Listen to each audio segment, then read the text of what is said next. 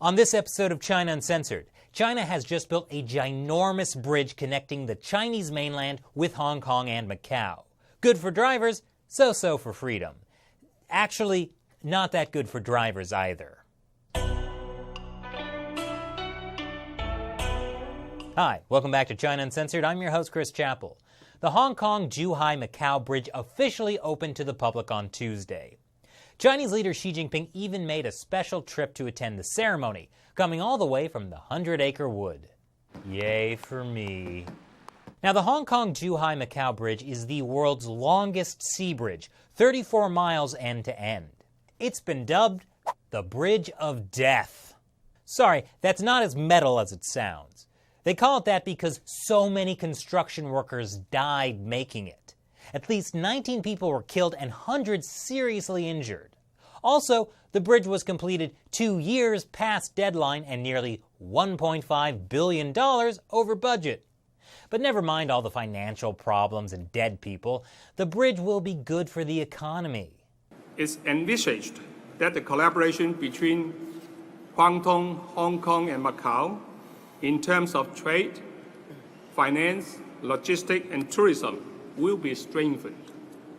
Hong Kong will assume a more proactive role in the development of the Greater Bay Area. The Greater Bay Area is a hub made up of 9 cities in mainland China's Guangdong province: Shenzhen, Huizhou, Dongguan, Guangzhou, Foshan, Jiaoqing, Jiangmen, Zhongshan, and Zhuhai, along with the 2 special administrative regions of Macau and Hong Kong. Compared to other Bay Areas like Tokyo, New York, and San Francisco, China's Greater Bay Area has by far the largest population, but the lowest GDP per capita. Speaking of the economy, the cost of the bridge was originally estimated to break even after 36 years. But like I said earlier, it's just a tad over budget, plus it looks like they may have overestimated how many people would be using the bridge, so it'll take a little longer. One Chinese professor says it could take more than 72 years. 72 years. By that time, I'll have almost finished paying off my student loans. The official reason for the bridge is to reduce trade barriers by being a faster and simpler way to travel between cities in the region. Granted, it's not quite as simple as crossing a bridge in, say, the San Francisco Bay Area, where all you need is one of those fast-track devices behind your windshield. Because to cross the Hong Kong-Zhuhai-Macau bridge, you need 3 separate permits, each of which has a completely different application process. The process is so convoluted that the government had to make this 2.5-minute animated video just to explain it. Oh, and did I mention that in addition to the 3 separate permits, you also need separate vehicle insurance for each of the 3 regions, and you have to reserve a parking space at least 12 hours in advance. It is simple and convenient. But the good news is that most people won't even have to deal with all of those permit and insurance issues because in Hong Kong, they're capping the number of private cars that can use the bridge at 10,000. Who's eligible to apply? Hong Kong tech companies who pay a certain amount of taxes in mainland China.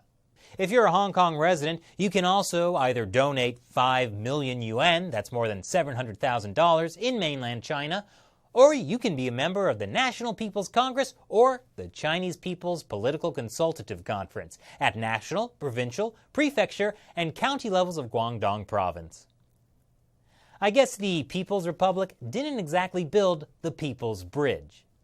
For other, less elite Hong Kongers, you can still take the shuttle buses that will be going across the bridge, but you might be better off just taking the ferry, especially when you factor in all the bridge-related construction scandals, like the one in which a former technician admitted to faking the quality test results of concrete because he was just lazy. Or when in 2016, officials admitted that technical problems had caused drifting of an artificial island that housed facilities for the bridge. Or when aerial photos emerged showing that interlocking concrete blocks placed around the edges of the island had drifted away. But you know what they say in China, safety schmafety. What's that, Shelley? Okay, I'm being told no one in China says that, at least not out loud. But they do have a common saying, 差不多, which means good enough. And for the sake of all the people who will be crossing that bridge, I hope it is. But despite all the things that make the Hong Kong-Zhuhai-Macau Bridge so great, some people still have concerns.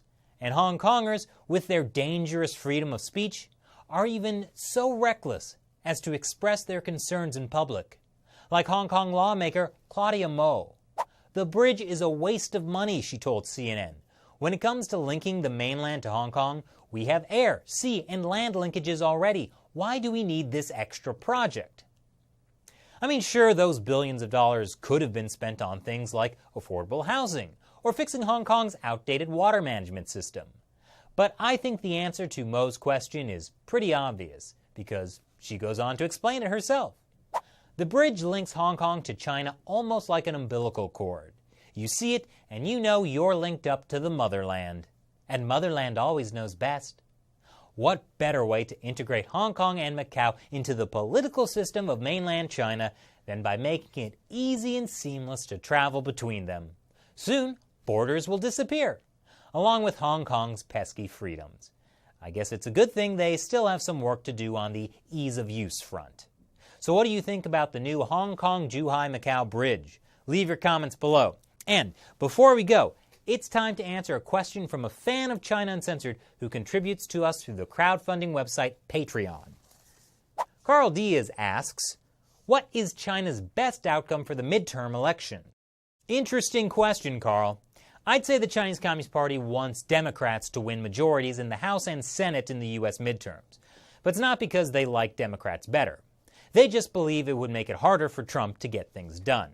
They're right, but not in the way that matters most to them. Because while Trump would have to fight a Democratic Congress harder on most of his domestic policies, there's already widespread bipartisan support for most of Trump's tactics for dealing with the Chinese regime, including those trade tariffs. In fact, criticizing the Chinese regime has become one of the few unifying positions in U.S. politics. The fact is, the Chinese Communist Party is confused by Trump. They expected him to talk tough on China as a presidential candidate, like other past candidates, but then soften his stance when he became the president, like other past presidents. And at first, it looked like that might happen. But now, it's pretty clear that the Trump administration is changing the U.S. approach to China. And the Chinese Communist Party is not sure how to handle this. So they may not criticize Trump directly, but they sure want to undermine him. Thanks for your question, Carl. And remember, you too can have your question answered on China Uncensored when you become a Patreon supporter. Join us at patreon.com/China Uncensored and contribute $1 or more per episode.